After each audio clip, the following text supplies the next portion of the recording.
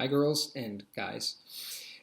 Today I'm here, as you can see here, still in front of my beautiful library, and I'm going to talk about something that I normally don't talk about, which is, in this case, books that have changed my life, particularly 5 top books that have made my life much better, or made my life as it is now. So without further ado, let's start. This is going to be a special one. I will start with this book, which was written by Alan Carr. This is in French, actually. It's En finir avec la cigarette. The original title is An Easy Way to Stop Smoking. I think some of you, maybe ex-smokers or smokers, have heard about this book. I was in a period of my life in 2007 where I had everything, but I didn't have anything. You know that feeling when everything is right at its right place, but in the end, inside of you, when you wake up, you feel like you have nothing? Well, that's exactly how I felt when I was smoking, because I had been smoking for a long time and I was really depressed about it. And the moment I decided that I really wanted to quit smoking, then I found myself not being able to do that. And I was literally, as my roommate would say, in panic zone. So actually, I don't remember how I got hold of this book, but it just happened. And then I was glad it happened because it really changed my life. The lesson I have learned, look, this is the most beautiful, actually, chapter, also according to the author. It's Les avantages d'être un fumeur, the advantages of being a smoker. There is not one single advantage of that. But the amazing thing that I discovered is, this is the lesson I've learned from this book, is that it's a lesson for life, that don't let society brainwash you. We are all brainwashed to some degree in every kind of field by society, and actually this book made me realize how brainwashed I was, how convinced I was that quitting smoking was so difficult, was impossible. If you think that a task is impossible to carry out or to perform, you're already, starting not exactly on the right foot. It's actually much easier than you think. You just have to read this book. If you're still a smoker, this is a piece of advice for you, and you have to believe in it. You have to want to quit smoking. This is the first book. The second book that really made a difference is this one, written by R.Covey, and it's called The 7 Habits of Highly Effective People. It's an amazing book. At the beginning, about these books about personal growth, etc., etc. I'm kind of a little bit skeptical sometimes, but actually this turned out to be a really good book. And the amazing thing is that it actually teaches you, it gives you principles. This is not about just techniques or stuff. It's about principles. It's the big lesson is that if you abide by certain universal principles of living, your life is gonna change dramatically. It's gonna make a huge difference. I'm gonna read this quote to you, and let me see here. It's a principle that all things are created twice, but not all first creations are by conscious design. In our personal lives, if we do not develop our own self-awareness and become responsible for first creations, we empower other people and circumstances outside our circle of influence to shape much of our lives by default. We reactively live the scripts handed to us by family, associates, other people's agendas, the pressures or circumstance, scripts from our earlier years, from our training, from our conditioning. These scripts come from people, not principles, and they rise out of your deep vulnerabilities, our deep dependency on others, and our needs for acceptance and love, for belonging, for a sense of importance and worth, for a feeling that we matter.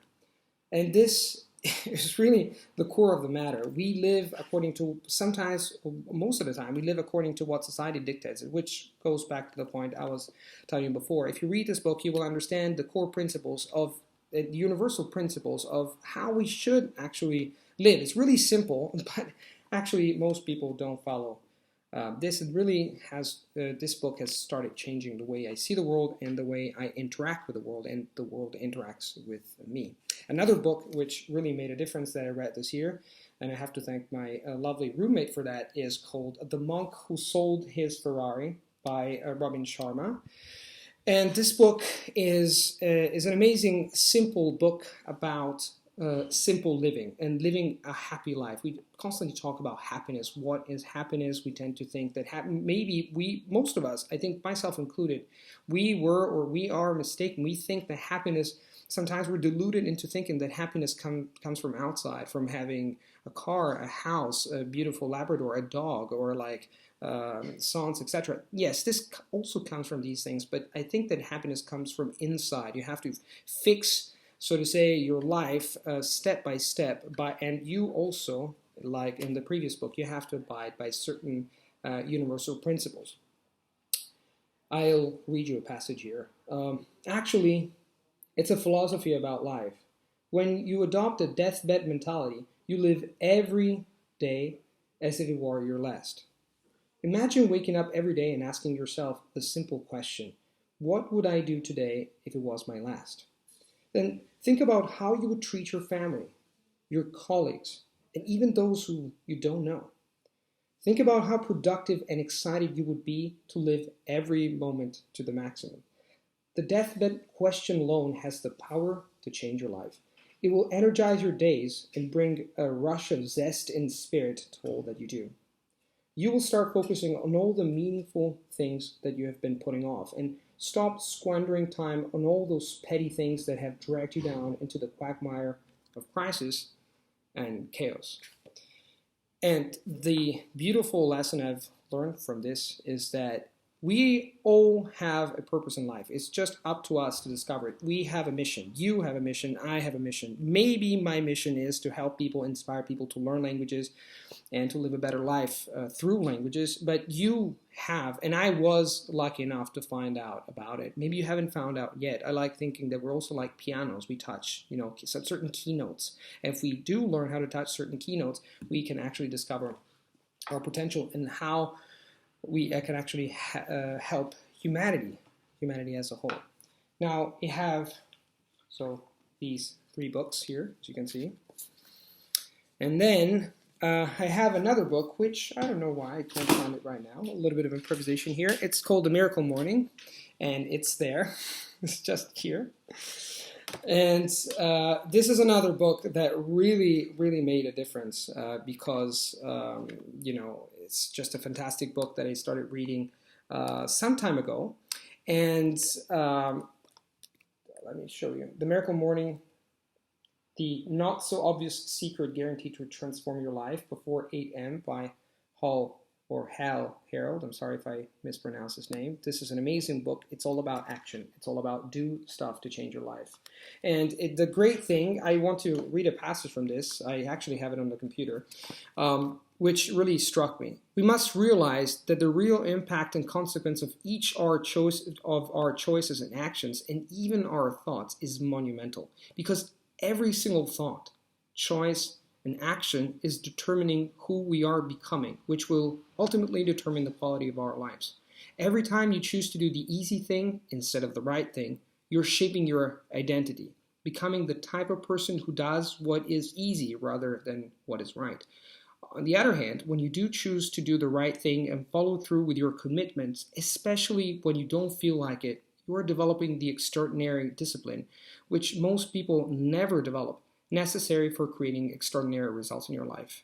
Discipline creates lifestyle. And this, at the beginning you read it and you tell yourself, well, yeah, right. But then actually when you start applying this, that every single moment comes, that every single thing that you eat and every single word that you say and every single thought that you have has an impact on what you're going to become. This is really going to make a monumental, as he says, difference in your life. I'd like to conclude, this book is not about personal growth. It's your literature, and it's a little bit, you can see, it's a little bit creepy. This actually image has haunted me when I was a little kid. When I was 12, I didn't want to have this in my room, but still this book reminds me of when I started learning English. I said it in another video.